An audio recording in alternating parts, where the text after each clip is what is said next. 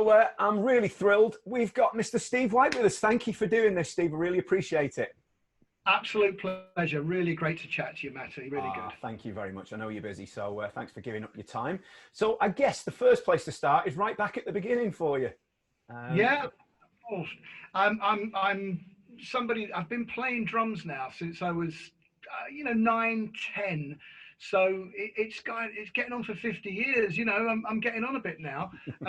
And I just remember as a kid just being totally enthralled by Boys Brigade bands, and I joined the Boys Brigade band and learned to do all the three-pace rolls and all that kind of stuff and five-stroke rolls, and I just became obsessed with it. I just loved it. Whether I was ever, any good at it in the early days, I don't know, because it's just something that I got the bug for, and I still have the bug for now, really. Brilliant. So did you? I mean, did you have a teacher quite early on, or did you kind of find your own way? I sort of found my own way initially by learning, just by watching some of the other drummers in the drum corps, how to play snare drum. So a lot of it was very much concentrated on snare drum. And the first year or two, all I had was a practice pad that was left to me by an uncle that had passed away. So I used to just practice the mummy daddies, and as we called them, and my singles and like five-stroke rolls and stuff like that. And then when I got to secondary school, I'd already had a drum kit bought for me in that summer before going to the to secondary school, which was an old John Gray kit, which had like a red bass drum and 2 blue toms, and fell over every time you hit the tom. It was 35 quid. So that was my first drum kit. As soon as I got to my school, Eaglesfield, which had just converted from a grammar school. It used to be called Shooters Hill Grammar, but it became Eaglesfield, and a comprehensive. I got drum lessons, and the drum teacher was a wonderful gentleman who was probably in his early 80s at that point, a gentleman by the name of George Scott. And he was a friend of drummers like James Blades, and going back into the 30s and 20s and 30s. And he was my first teacher, and a wonderful old gentleman who really was the first person that said to me about Gene Krupa. Listen to Gene Krupa. And I mean, at that point, you couldn't just go and check it out on YouTube, So he actually said, have you got a record player? And I did have a record player because my uncle was a DJ, and I got a record player for Christmas very early on. So my parents bought me one. And he lent me like a Gene Krupa album. And I heard Sing Sing Sing and some of like the Drum Boogie and stuff like that. And I just thought, God, this is amazing. And pretty quickly, I discovered Buddy and Louis pretty much at the same time through one of my dad's labourers. There's a lovely lad called Gary Buckner, who a very, very fine drummer, who gave me a copy of the Wailing Buddy Rich and Kings of Percussion featuring Gene, Buddy and Louis. And to me, that was it. It was like, sort of white marine pearl drums with splash cymbals, and I just drooled and really kind of got into those kind of players. And very early on, my dad said, I think Louis Belson's playing at the festival, playing at the Fairfield Halls in Croydon. So we went to see him, and I actually got to meet Louis when I was like 11, 12, and he was lovely, and he was wonderful, and he was amazingly inspirational, and it just fired my enthusiasm up even more. So apart, I had George Scott. I just kind of got on the journey myself, and we had, in a similar way to what's going on at the minute, time was like, we had a lot of time. You get up on Sunday morning and it'd be like, well, what are we doing today, to your mum and dad? And they'd be like, well, nothing. It's Sunday. No shops open then. Exactly. So I'll get on the practice pad then. I'll get my record out and I'll listen to Buddy Rich, and I slowly started to go with my friends at a very young age up into central London, because I've always lived in London, and I used to go to places like Dobell's record shop and Ray's jazz shop and places like that, and Cheapo Records, and I started to accrue vinyl. I started to buy Buddy Rich vinyl and Louis Belson vinyl, and I became just such a young obsessive about everything that involved drums, that my sort of 11 to 6 bands, concert bands, And then all of a sudden, I was kind of faced with the opportunity that I had to get out and get a job, you know. Mm. I'd like you. I mean, in my book, I've got a copy of my O level, my music O level certificate with a grade E on it, you know. So academically, I did not too well, you know. But I managed to get via Bill Bruford a scholarship to go to PIT in America, which I was the first sort of British drummer. But I couldn't afford it. You know, working class family, we just couldn't afford the money. So I left school, and my mum was like, "Right, well, you got to get a job now. There's no sitting around on your backside. You know, you've got to contribute. You know." And I spoke to Gary Wallace, who was a friend of mine, great drummer, and somebody I've known since I was 11, and Gary was 12. And Gary said, "I think that Glenn Tilbrook and Chris Difford are looking for a drummer for the Albany Empire." And I don't know whether there was no budget to play the drummer, so that I got the job, but they gave me the job when I was like 16, I think 16 or 17. So through my friend Gary Wallace, I got the job with Chris Difford and Glenn Tilbrook, and managed to blag that.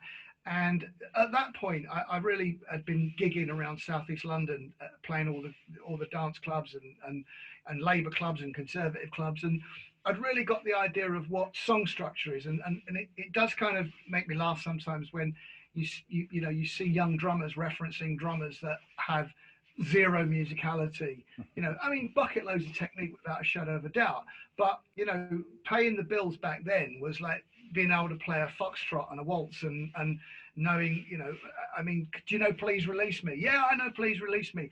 It got you work, you know, and that's what I did. And so when the transition from going on to Glenn Tilbrook and Chris Difford, consummate songwriters, and then within a week getting the audition for the Style Council was absolutely incredible.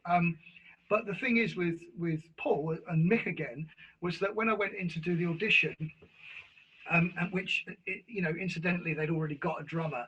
So I just kind of, "Oh, please let me have a go, let me have a go." And they let me have a go. And Paul said, "Right, we're doing the Kid Jensen show tomorrow night at Radio 1. Do you want to do it?"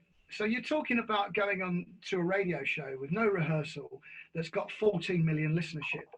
And, you know, and I went along, you know, my dad took me because I couldn't drive yet. And my dad took me and took my Pearl drum kit. I had a Pearl kit by then. And literally, Paul was writing songs, like bits of scraps of paper, and he said, "Right, we're going to do this one." And he said, "Right, it goes like this." And I look at you for the chorus, and I look at you for the, you know, and we'll just go to the right cymbal. And it was all really what I was used to doing the clubs. It was like, just do this, just do that. Look at me, and I'll signify the ending. So I got through it. I managed to blag my way through it. And then we went off to Paris, you know, which was the first time I'd been out the country, you know, as a professional, a young professional. And then very shortly after that, we went out to Europe, but Paul put a live version of the band together, which was 4 boys and 4 girls, which was quite unusual at the time. And we went off around Europe in a big bus, and it was just absolutely brilliant. But I was mentioning to you before we was chatting about the humor of the time, and my parents were like very nervous because the first stop on the tour was Hamburg, you know, and Hamburg was a funky place, shall we say, and that was our first destination. And I remember, you know, getting dropped off at Kensington High Street where we used to meet, and Kenny Wheeler, Paul's tour manager, standing in the door of the bus. He was a big guy, and saying to my parents, like, "Mr. and Mrs. White, my name's Kenny, I'm the tour manager, and I'm sure you're very nervous about all the sex and the drugs and the rock and roll. Well, it's my job to make sure he gets his fair share of all of it." And my mum literally went sort of white. It was like ashen, but it was brilliant. It was an amazing, I mean, very well documented that we had a lot of fun in the Style Council, and we had a spectacular 3 years of, you know, it doing this, going up, and then, you know, for whatever reason, it kind of tailed off, and I started doing other stuff, and I wasn't around for the last year of the band. Paul was doing a lot of house music, and I think that was a good thing, because it was really led to the fact that we got our sort of boredom with each other out of the system, and I was the drummer that he asked when he went solo to come back and do that. So that was quite a lucky break, really. Absolutely. But obviously there's one little tiny snippet we're missing out with the Style Council, that probably one of the most iconic concerts of all time. I don't think I've, Yeah.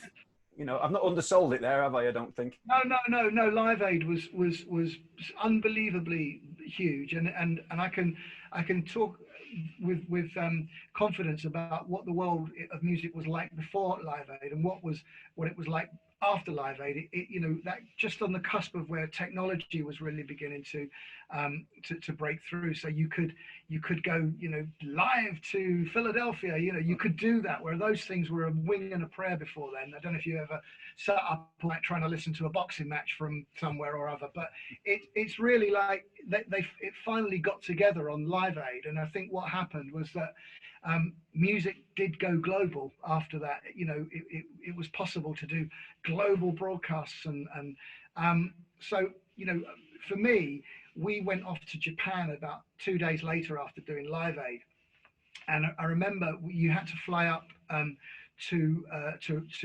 Alaska, to Anchorage in Alaska, fly up and then fly down around the Soviet Union, because you couldn't go across Russia. So it was a 9-hour journey up and an 8-hour journey down. We were usually in the smoking department in the back of a BA jet, and Steve Sadelnik and I, we would go and get there was a hot dog stall in the airport, and you'd go and get a hot dog and a Coke for $5, you know. So we'd go up, and I remember Steve was like, hot dog, Coke, please. And this lady that was serving in an airport in Anchorage, Alaska, went, "You guys were on that concert yesterday, weren't you?" Wow. And it was like, you know, this, and I looked at Steve and he looked at me, and it was like, wow, this was really big, wasn't it? Because you didn't, you know, you were there, you know, you did it, and we went and did another TV show and drove through the streets of London down to Kent, and then came back, you know, just as it was really sort of warming up. And it was a decision I could have made. I could have gone home, you know, could have gone home and seen what was on the telly. You know, but I went back, and that's where I got to see Queen, and I got to see Bowie, and I got to see U2, and, you know, and I was there, and that was amazing to be part of that, and you know, a kid really wandering around. You were third on, Steve, is that right? Were you Sorry? Were you third on at Live Aid? Well, there was a like a marching band, which I don't really remember, to be honest. But then the Quo were on before us, because we were supposed to be first on, and my backstage pass, which I still have, says 2, because we were band 2. Yeah. And we went down to Wembley on the night before, and I was talking to Harvey Goldsmith, and he said, like, right, so the Quo will be set up, and they're going to do Rocking Over the World, and then the stage will revolve, and it will be you, and then whoever's on after, which I can't remember. And he said, but basically, he said, I pretty much know that it's going to work when the stage goes around once, but he said, after that, I haven't got a clue. And it literally was like, it could all go Pete Tong. You know, they really didn't know whether all of this thing was going to come off. And, you know, you walked out on stage, I think 83,000 or whatever it was, and, you know, the roar was just like incredible. You know, it was a really beautiful, a beautiful thing to be part of, you know, incredible. And, you know, that's something that fewer and fewer people can say that they were there when at Live Aid, you know what I mean? It's amazing. Well, I was on holiday in Butlins with my parents that week, and I remember Yeah. it was a blazing hot day, wasn't it? And, It was gorgeous. Yeah. How old were you, Steve, when you played it? How old? 20. I was 20. Where So. Paul Weller sort of came by, and obviously you had a massive career with him as well, didn't you? You know, huge career. Yeah, it was really weird because like 88, 89 and early 90, I was like touring and working with the James Taylor Quartet and Galliano, and playing with Working Week and the Young Disciples and Ian Jury. I had my own band, you know, I was doing sessions for Japanese bands, and really busy, you know. That was in the days when bands from Japan would come and hire both Air 1 and Air 2 and have musicians going, you know, working in both studios, and then at the end of the day, somebody would come up and open up a big case and just give you some money. It was incredible. Long time ago, I think they go back 7 years. So Yeah, but it was amazing, and I was never not working. I was working all the time, and then I went back and started back with Paul, and Paul had really he'd taken a couple of years out, families, whatever, lost a bit of mojo, and wanted to come back and do it, and his enthusiasm was starting to build, and I think that when we did those very first gigs, I think he was quite shocked at how, few people had turned up. It was really a small tour, the Paul Weller movement. We the biggest gig we did was Brixton Academy, and that wasn't sold out. And then gradually we kept doing it, and we kept doing it, and we made the band smaller, and he dropped the Paul Weller movement, and and every time we were just doing another gig and another show, and a bit like the first 3 years with the Style Council. We toured for 7 years pretty much. I had my two eldest children in between tours, 27 and 23, and I was like, literally, we were on the road for the best part of 7 years, and that started off at playing Newport Leisure Centre to 220 people, to being at Finsbury Park, 40,000 2 nights sold out. So I mean, it's crazy when you see the I saw that Bob Dylan was #1 with 29,000 CDs sold last week, and you think, like, we I mean, Heavy Soul, which came after Stanley Rhodes, sold nearly 500,000 in the first week, and Paul was a bit, oh, really? Is that all? We're like, I know it sounds a bit, because it just was different. It was a different kind of, a different sort of time, really, for sales and for music, and so I'm just glad I was kind of doing it then, really. Absolutely, it really is. I mean, you've had a glittering career, haven't you? I'm speaking Well, like, yeah, I thought like you're not doing it anymore, and I know you are, but you're not gigging yeah. so much these days, are you? No. I kind of came off the, because I've been professional really for 40 years now.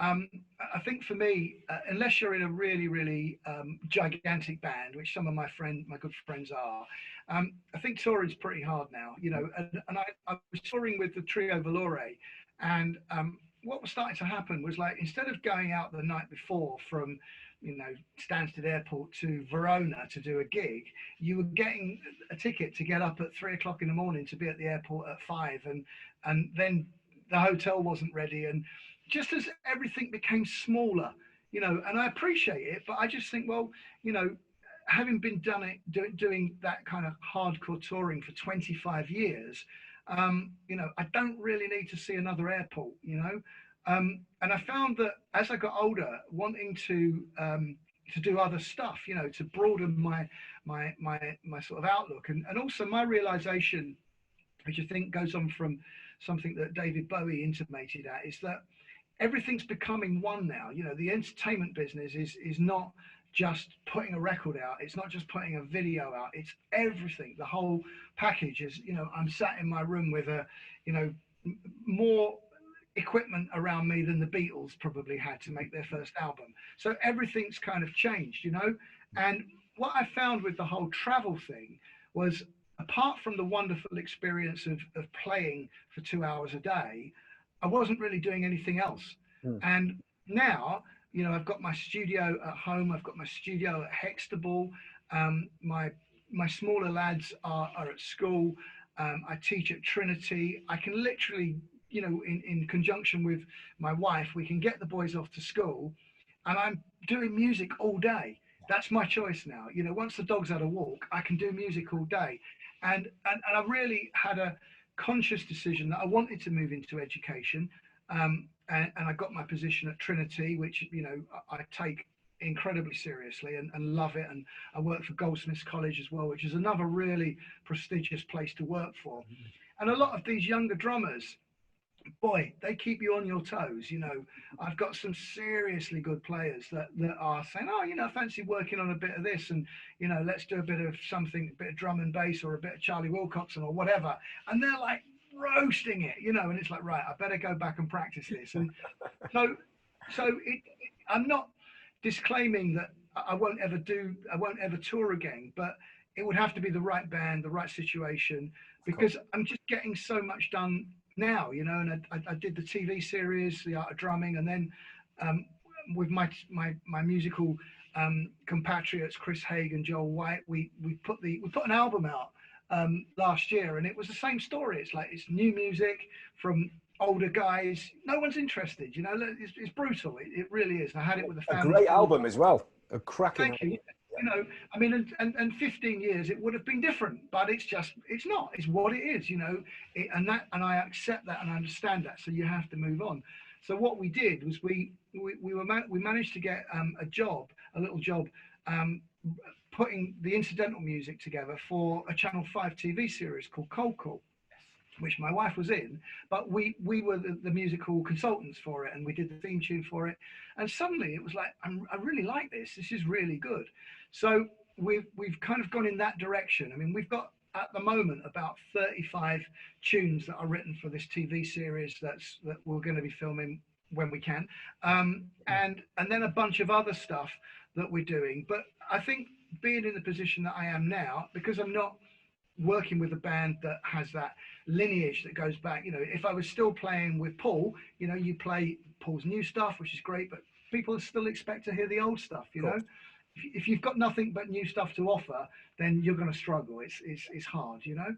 So I did accept that, and I did sort of want to just move on in a way that challenges me and doesn't jade my interest and love for music. And you get to sleep in your own bed. I get to sleep in my own bed, you know, with our big Hungarian sheepdog as well. So it's, you know. And of course, amongst all this, I mean, looking at your CV is it kind of gets ridiculous at times, doesn't it? And then, but there's a couple of things I'd like to ask you about. First of all, you covered for your brother. I think Alan was drumming, wasn't he, for Oasis at the time, and you did an American tour. Yeah, I did an American tour, and then did some work in France when they did some gigs with some shows with Neil Young, which were I did that as well. I got Alan hurt his hand, and it was like they had a tour with the Black Crows and Space Hog, the tour of Brotherly Love, because all the bands had brothers in. Yes. And I mean, literally, you know, Alan just said, "Look, can you do it? Is Paul busy?" And Paul wasn't busy, and I phoned up Paul, because I was on a retainer. You know, if young musicians, if you don't know what a retainer is, ask an older musician. And what I said to Paul, it's nearly 2 months. Are you okay? And he was like, yeah, you know, it's fine. So I literally had a 4-hour rehearsal with 28 songs. I mean, you know, Noel sent a fax through with like, learn this, learn this, learn this, learn this, learn this. And I had to learn, you know, with cheat sheets. And we went and did a rehearsal down at Wheeler's End where the band were rehearsing. And I remember I went home and I got I got a phone call from the band saying, look, you know, we think it's really, really good. You know, I think it's going to work. Really looking forward to it. And I was standing in my front room, and literally a black crow dropped out of the sky and died on the front lawn. And I'm looking at it, and I said to Liam, Liam, check this out, you know, because he's got a little bit of a mystical thing going on sometimes. I said, I've just watched a black crow fall out of the sky and die on the lawn in front of me. He went, flipping hell. And I went, yeah. I said, what do you think of that? He went, oh, you won't be flying with us, Whitey. And I was like, oh, really? So I get to the airport and they'd all gone Virgin and I was on BA. So, but I have to say I had a brilliant time on that tour. I really, really enjoyed it because, you know, I mean, a lot of the, you know, the hard man stuff, it's kind of what it is, you know. And I mean, I've lived in South London all my life, and you know, I know a few people that know their way around a car park, and just it never intimidated me, and I had a ball. I really enjoyed it. And if anyone is interested, it is on YouTube. There's a few gigs from 2001, us playing at the Greek Theatre and in Los Angeles, and a couple of sort of big arenas and one at Radio City Music Hall where we did 3 nights, and I got to become really good friends with Steve Gorman, who's a awesome drummer, Yes. and Johnny Cragg, who was playing with Space Hog, and we got to hang out with Kurt Russell and Goldie Hawn and Liv Tyler and Kate Hudson and Chad and Taylor were backstage, and it was an amazing trip, and I was just there as a passenger, really. If I was the worst drummer in the world, it weren't going to matter, because I was doing the gig. So no, it was great. And then I came back, and I think pretty much, a very short time after that, I had to step in for Oscar for Ocean Colour Scene. Oh, right. Yeah, Oscar had hurt his back, and Damon said, like, oh, we've got this greatest hits thing. I don't know if it was 10th anniversary or something like that. Will you do it? And I was like, yeah. And I said, yeah. So what song? Usual facts came through, 30 odd songs. And I was like, so when's the rehearsal? I was like, no, there's no rehearsal. There ain't no rehearsal. So I didn't even have a rehearsal for Ocean Colour Scene. It was just like, right, watch me, let's just do it. So that was great. It was phenomenal. And then when I finished working with Paul, which was 2000, sort of 13 years ago now, and I got a call the day after from John Lord, and I'd met John before, and he's just a wonderful man. And John said, "Hey, Whitey, I hear that you're not with Paul anymore." I went, "Oh, news travels fast, John." He's like, "No, no, no. Suzanne told me, who ran Wheeler's End Studios, and I hear you're not, And I said, "No, I'm not." And he went, "Come and work with me. Come and work with me." He said, "You got that pacey thing on the snare drum, brrr." And I was like, "That's really kind, John." I said, "So what am I playing?" And he's like, "Right, don't worry, I'll send it all over."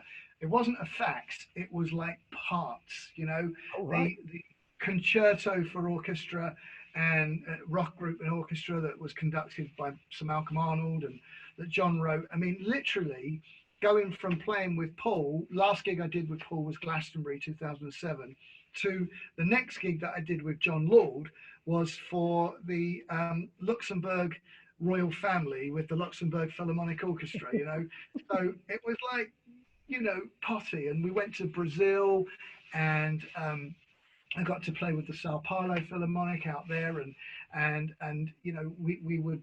John was just utter class. He was not only a phenomenal player, but a phenomenal gentleman. And I really do. I really miss John. He was taken far too early, and it was like, you can see the bass drum head behind me, which was for me old mate Ginge, when we did the tribute to Ginge, and I know Ginge is Marmite to a lot of people, but I love Ginger.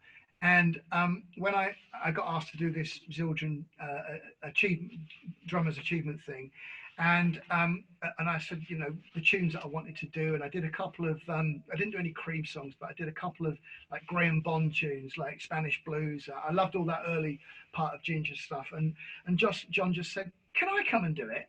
And I went, "Well, I don't think there's a lot of money in it." And he was like, "Oh, no, I'd love to come and do it. I'd love to do it." And he turned up, and I couldn't believe it, because Ginge, sort of looking, he's going, "Is that John Lord?" I was like, "It is Ginge." Like, "What's he doing here?" And I was like, "He's playing with us." And it was like, and the kind of, if Ginge liked you, you were fine. It was great, and it was amazing to be on stage. Jack Bruce was there, and Ginger, and Courtney Pine, and Tony Allen, and Charlie Watts was there, and it was amazing. It was great. It was brilliant. I've been very lucky. I've met Ringo, I've met Charlie, I've met Kenny Jones. I met Mitch before he died. I became, reasonably close to Mitch in a very short space of time. Because Zildjian were putting on this tribute that Ginge eventually did, and it was supposed to be for Mitch, and Mitch didn't want to do it. But he kept kind of phoning me. It was like I was getting these phone calls. "Hi Mitch, how's it going?" And I remember him saying, "Got this little drum kit, And I was, "Okay." He said, I'd like to get some drum heads for it." And I said, "Okay, well, what is it, Mitch?" And he's like, "It's 18, 12, 14. It's a little black Gretsch kit, and I just want it's got a bit of fire damage, but it sounds nice, and I just want to get some new heads for it." And I just said, "I'll phone Remo up." And he said, "Oh, do you think they'll let me have some drum heads?" I said, "Mitch, it's fun. you're Mitch Mitchell. We can get you some drum heads.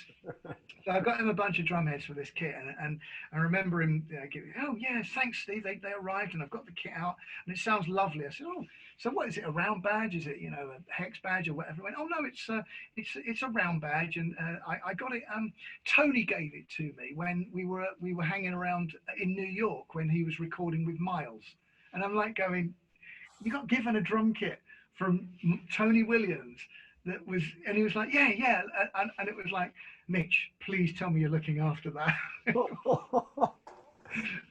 The Holy Grail. And then, he was gone. He passed away so suddenly. It was like, really, and that was another thing that kind of got me thinking about touring, and family and the people that you love and want to be around with, because, as they say, rock and roll is a cruel mistress, and there's something about that kind of end of rock and roll where I do, and I don't begrudge anybody for wanting to keep doing it, because it's as big a drug as heroin and alcohol, But sometimes I think that there's a thing with rock and rollers where you just take one fight too many. Do you know what I mean? You begin ending up looking, and I understand why would they not want to do it if you've been in a band with, But sometimes it's a good thing to know when it's right to throw in the towel. Do you know what I mean? Well, I tell you what,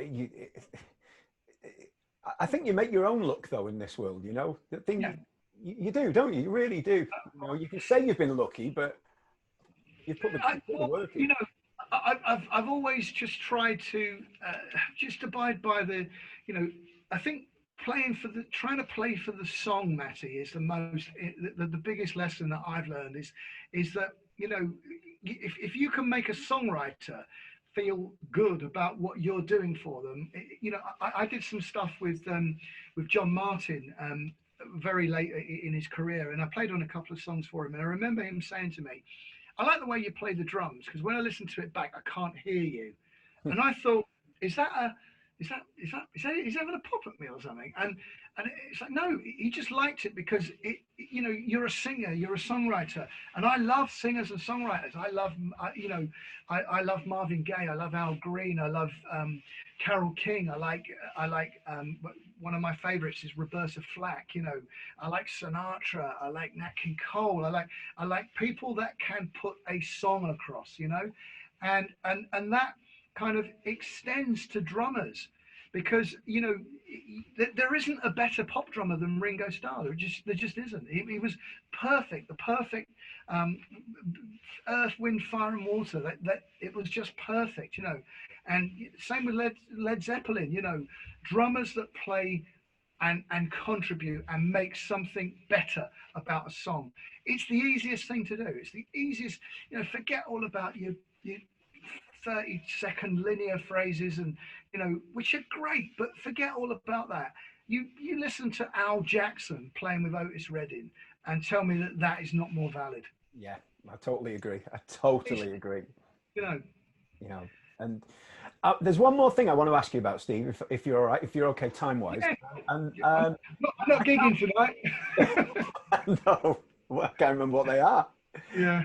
There's one more iconic gig you've done, and that was you've mentioned John Bonham, you've mentioned Ringo. You got to kind of jump into Keith Moon's shoes for a brief moment. Yeah, I did, and it was a strange one, because I'd met and worked with Roger on some of the Teenage Cancer Trust gigs, and I'd played on a few occasions where he's like, I'm going to jump up and do circles, or I Can See for Miles or something, and I knew those tunes, and it was all in the spirit of the Teenage Cancer Trust, and it was all a bit loose and funky, and I used to really enjoy that kind of thing. And then Angie Jenkinson, who works for the Teenage Cancer Trust, phoned me up one day and just said, Steve, would you step in to do the Live Aid gig with the Who, because Zach's on tour with Oasis, which has not gone down well. So there was a little bit of Britpop politics going on at the time, I think. And literally, I said, yeah, I'll do it, So I didn't hear anything for like, and you know, that she said, you know, bass player, what do you think? I said, well, we'll get Damon. You know, Damon will do it. He'll be amazing. He'll be fantastic. She said, great, leave it to you. So as far as I knew, we got the gig, you know, and it got really, really close, like literally a few days before. And we'd heard nothing. And there was rumours that the Who were not going to do it. They were going to do it. I'm not sure that Pete felt that he wanted to do it. I've read in his autobiography that he enjoyed it, but you know, I'm only going by what I've read. But literally, we got the call to say, right, we're going down to Bray to do a rehearsal, and we had a list of 5 songs. And I had to go all the way down to Bray with Damon, and we'd gone down the night before, and we stayed in a Premier Inn on a roundabout near Windsor, and just so that we weren't late. And we had a couple of beers, and you know, we went to bed really early. Got up next morning. We went into Bray. My drum tech had set the drums up, and we still didn't really know what we were going to play. And Pete came in, and Roger was already there, and Pete came in, and there were lots of, what shall I say, minions around, you know, people like, oh, doing this and doing that. And I can't stand all that, really, you know. And somebody turned around and said, one of the programmers or something said, like, you know, if Pete doesn't like your drum kit, there's a really good chance he might just spit on it. And I said, if Pete spits on my drum kit, I'll knock him out, you know. And it was like, you know, and he came in and he came up to the drums and he went, Red Sparkle. Keith had a Red Sparkle kit, you know, and we just had a chat. And he kind of went, right, we're going to do Won't Get Fooled Again and Who Are You? And that's it, really. So we're not going to do any more. It was 5, then 3, and then it ended up being 2. Yeah. So we ran them, literally, and finished them. And it was quiet. It was silent. And Pete got into his, I think, powder blue Ferrari and was gone. And Damon and I were sort of sat there, and it was literally what happened. And Bill Kirbishley, the manager, came out and he went, and Bill is a colourful East London character, lovely fella. And he was like, it was great, I loved it, bit of punk, bit of attitude, loved it, it's going to be great, you know. Oh, I love you boys. It was, you know, so like, well, if Bill likes it, we feel it's going to be okay. So that was it. I mean, we literally spent about 8 minutes in the company of Pete and Rog and Simon and the band, and the next minute we're at Hyde Park, you know. And I mean, it was like, oh, right, okay. And I remember Damon saying to me, Whitey, if we get this wrong tonight, we're finished. Like, oh God, you know. So I was on headphones, and I was on in-ears, and they were very uncomfortable generic in-ears. And I'd said to the sound guy, look, you know, I'd really like, can I just use headphones, you know? It's like, no, we haven't got any headphones. And I was kind of pushed away, you know, use these. And we stood at the side of the stage, and you know, the concert was just about to kind of go on. And I'm like tapping this radio box that's strapped to my belt, and I'm going, it ain't working. It's not working. No, it's fine. It's absolutely fine. I'm like, I'm telling you, this thing is not working. So it was Bobby Pridden, the sound guy, who just sort of pulled it out of my ear, and he listened and he went, it's not working. It's not working, Bob. And he was like, oh, right, okay. Not because you can start to see panic arise with those guys, because it's like, it's not working. And you need the synths, you know, all the kind of won't get fooled again. You've got to have that. And literally, I'm like starting to panic slightly, because it's like, ladies and gentlemen, Mr. Peter Kay. And it was like 2 minutes before we were due on. And having met and know Peter from way back, I knew that there was no way that Peter was going to go and do 2 minutes. So he did closer to 10, if you ever kind of go back and watch the day. And in that time, we managed to replace the system, you know. So essentially, as I was walking up to go on stage, Bobby literally went like that, and it worked. It was there. It was all a bit crackly and a bit sort of noisy. But I got on stage, and God, you know, my thing is rehearsal. I like rehearsal. Yeah. I will rehearse and rehearse and rehearse and rehearse. And I have to say, I was just bricking it, you know, like I'd had very little rehearsal for it. but it was all over in a flash. You know, we did what we were asked to do, and it was for charity. It was all for a really, really good cause. And we literally came off stage, and Damon and I went back into the dressing room, and Pete and Roger had gone, and the band had gone, and we were left with backstage passes, our respective partners, and literally a room full of booze. And you know, so we went. I went up and watched Pink Floyd because that's one of my wife's favorite bands, and I was just a bit shaky. I just felt a bit weird about the whole, the whole thing. And watching Pink Floyd doing "Comfortably Numb" was like, I think I'm in some sort of rock and roll kind of heaven, and it was just a really surreal day, and I got to meet Mariah Carey, and I got to meet Snoop Dogg, and all of these kind of strange people, and do the gig. And I think the biggest thing about it is when you get involved with iconic stuff like that, everyone's got an opinion on it, and I could never step into Keith Moon's shoes. I couldn't step into Simon Phillips's shoes, or Zach's shoes, or Kenny's shoes. It's like, it was me doing it on the day, and that was it. And I remember Bill saying, I really like it. If Zach doesn't want to do it, maybe you and Damon could come and join the band next year. And I was like, whatever, Bill. It's no big deal. I've got work. It's nothing off, no skin off my nose. And I remember that it went down really well. People enjoyed it. That's the main thing. I remember watching it, and I was blown away. It was a real eclectic bunch of bands, wasn't it, that day? It was great, and everybody rose to the occasion. It was great, and it was for charity. So the easiest thing to nobody got paid. The easiest thing to be cynical about is charity, And I remember going onto YouTube to watch it the next day, early days of YouTube, and I think it had like 1 million views overnight or something. And literally, I clicked on the first comment, and it was like, so who are these two guys playing with the Who tonight? It's not Zach and Pino. Who are they? They rock, something like that. And then the next comment was like, who are these two guys? They're just like, and I just thought, you know what? I'm never going to read a YouTube comment again.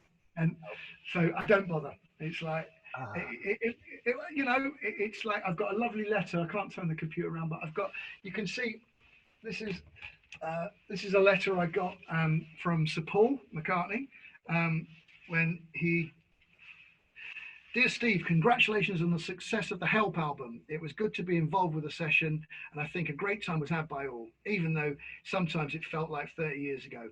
Thank you for the vibes on the drums and your excellent jamming. I'm glad it all worked out so well. So let's hope it has the desired effect in Bosnia. Warmest regards, Paul. That's beautiful, isn't it? There you go. That's from Sir Paul. And there's one on the other wall from Pete and Rog saying thank you for doing it. So, the story and the backstory behind these things is so kind of, people think that it's all organized and there's managers and there's people. It's not. It's phone calls and it's mates, and it's like, can you do this? And and you try to sort of do the best possible job you can, and hope you get away with it. It's as simple as that. And what a name to have on the CV, though. The Who. I mean.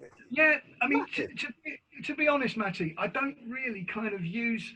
I might mention that I played a Live Aid with the Who, but I don't put myself down as a Who drummer. No, because that's Zach and Simon and Keith and Kenny. But I'm a drummer that got to play with the Who, and I'm the same with Oasis. It's like Alan and I would say Tony were Oasis drummers, and I'm a drummer that got to play with Oasis, and because I mean Americans, bless you. I'm not stereotyping, but I mean, you're in the same sort of vapor trail of somebody, and you can put that on your CV. That's what they do. I mean, I've been on stage with Ray Davis and Kelly Jones and Amy Winehouse, and and obviously Bernie Marsden, John Lord, Roger Glover. Played double drums with Ian Pace. I don't put that on, because you sound like a knob. It's like. People know me for what they know me for, and I tend to kind of relate my CV around records that I've made. So I'm proud to put the Style Council, I'm proud to put Paul Weller, I'm proud to put Ian Dury, because I made a record with Ian Dury. And, you know, that's the way I kind of see it, because I just don't like that sort of dining out sort of stuff that sometimes, you know, you do see it with players, you know, that, oh, when did you play with them then? And it's like, well, and it's like, no, it's too embarrassing. It's too embarrassing. Amazing memories though for yourself. They're up there, you know, they're all locked away. It's lovely to chat. I have nothing but fond memories about my time with Paul. By the time it ended, probably the right time to go. You know, 25 years, you know, it's like marriages that don't last that long. So I love to think that I'm very proud of the songs that I did with him. I love talking about, you know, what I did, and Changing Man and Sunflower, and those really iconic sort of, which they're kind of iconic songs now. And I'm dead chuffed to have played on that, and I have nothing but kind of good memories. And somebody said the other week, you know, so do you have any regrets? And it's like, not really, you know. I mean, getting offered to buy a flat in Marble Arch for 26 grand in 1983 is possibly a regret that I have, but I don't lose sleep over it.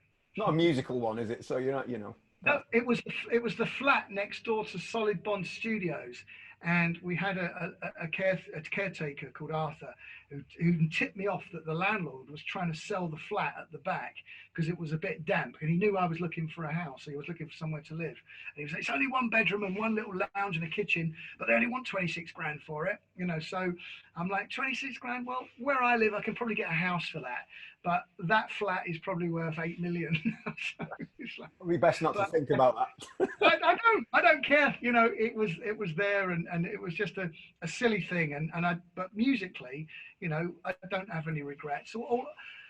The only thing, and it's something that I say to a lot of younger players, is sometimes that they don't seem to have an urgency about, like, come on, let's get this going, let's get on with it, and let's crack on. And, you know, they're waiting for another book to come out, and another, you know, there's some more lessons that they've got to watch before, you know. You've got to get out there and grasp it by the balls. You really have, because it's you know, it's fleeting. And as a drummer that started working professionally at 14, I'm now 55, and those years have gone like that. And, you know, if you're lucky enough for an illness or a malaise or something that could go wrong with your body to not curtail your career, and you're still in relatively good health, you know, it's like time is the biggest gift that you have. It's, you know, and you owe it.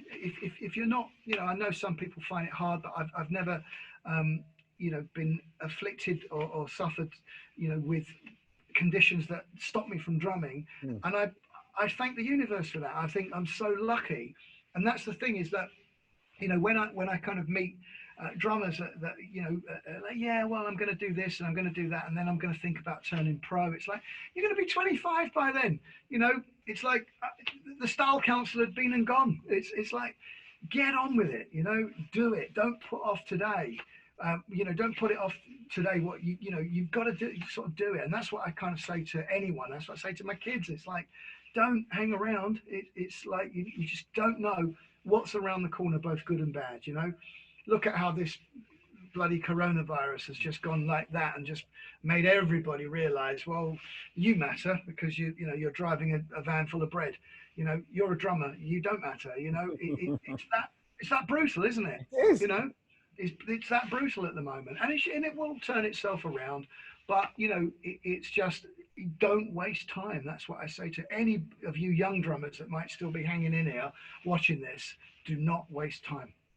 Steve, I think that is the perfect sentiment to end on. Thank you. What a fascinating, I don't even know how long we've been chatting, but 2 days. I've thoroughly enjoyed it, and I know everybody who watches the interview. Let me know when it's going out, Matty, and I'll share and everything. Okay. Absolutely. Thank you very much, Steve. Thank you. Look after yourself. Bye bye. Bye bye.